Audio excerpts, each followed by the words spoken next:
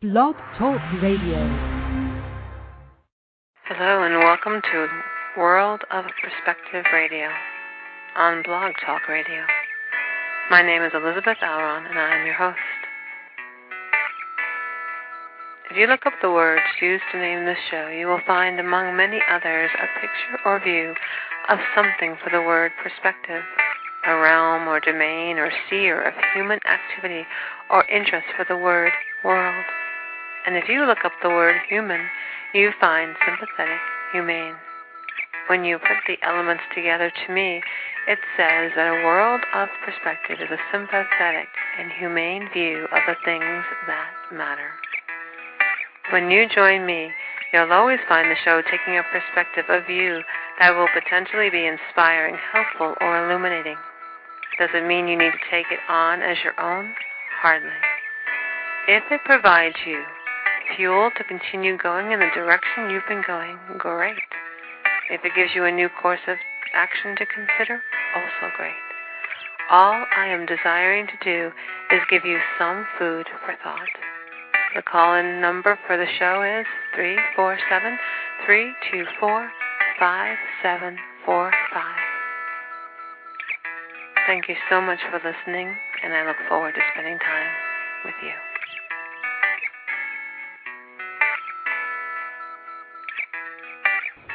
Quote-unquote buttons will get pushed, and part of the work that I do is helping people get through those buttons and making them inactive. Interesting, because you're saying inactive versus making them disappear. Is that purposeful or just a coincidence? It wasn't, but now that you mention it, that's a really very profound observation. A lot of work I do also is explaining what the ego is to people, and we hear all these messages about how to get rid of it and how to temper it. And when, so-called not so nice thoughts come up that, the results of ego, but you don't really have to listen to them. What I tell people is the goal is not really to get rid of ego, but it is to be aware of its existence, so that way you can differentiate. So it's not about deleting, but more acknowledging and recognizing and then choosing not to listen to it.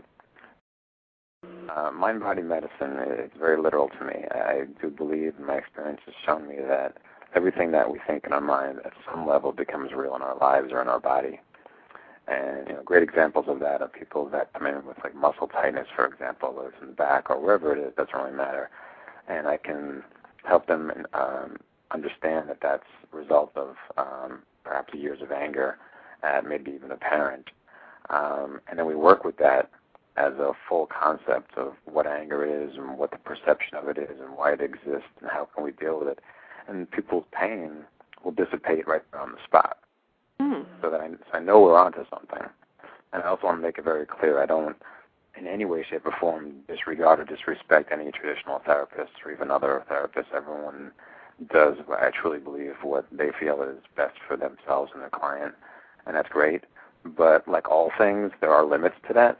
Mm-hmm. So I might have a limit, not be able to, for example, set a bone, and yet the people that can do that are limited to that. After that, they kind of wash their hands of it. There's not much else they can do. Where energetically, of course, it can be done, but it takes a longer period of time. So, I do believe for everything there is a purpose, and every practitioner and every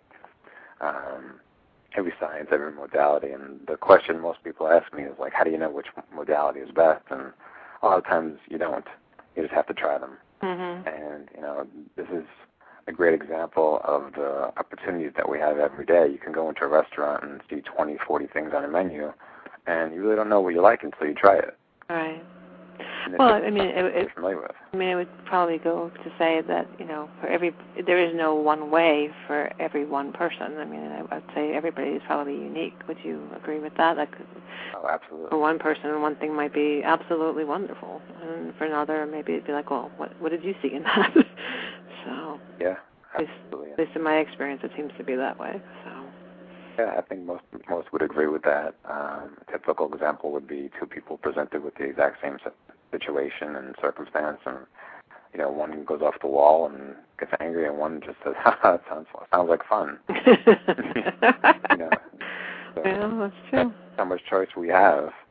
You know, I remember, I think it was Star Trek Generations at the end, someone presented an offer to Captain Kirk where, you know, he said something like, you know, we need you to help save the universe, and he said something like, you know, I gather its odds are highly against us, and, you know, there's almost no chance of us winning, and we'll be facing death at every minute.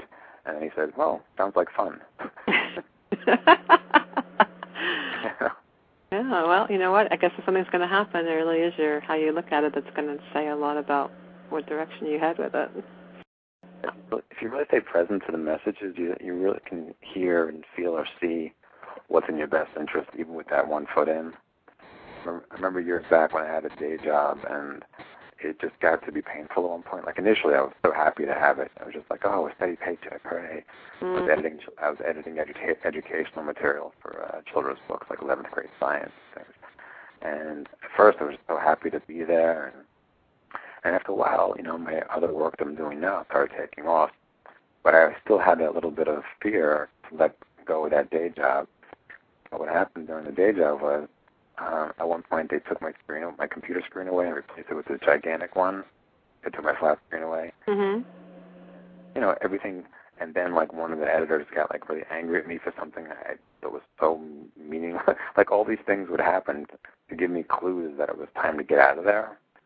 And I wasn't responding to them because I was still in a little bit of fear about it. And then at one point I couldn't even read the words on the page anymore, and it was like a complete waste of a day. And I said, wow, I guess I'm not supposed to be here anymore. Isn't it funny how something has to sometimes really kick us in the freaking butt to get us moving? Yeah.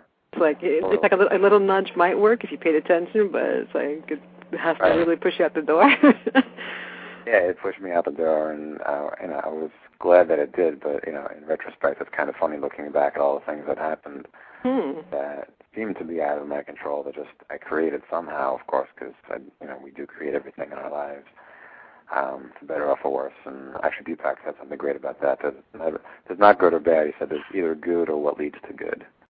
Donald Walsh has a great phrase. Says you find out who you are by finding out who you're not.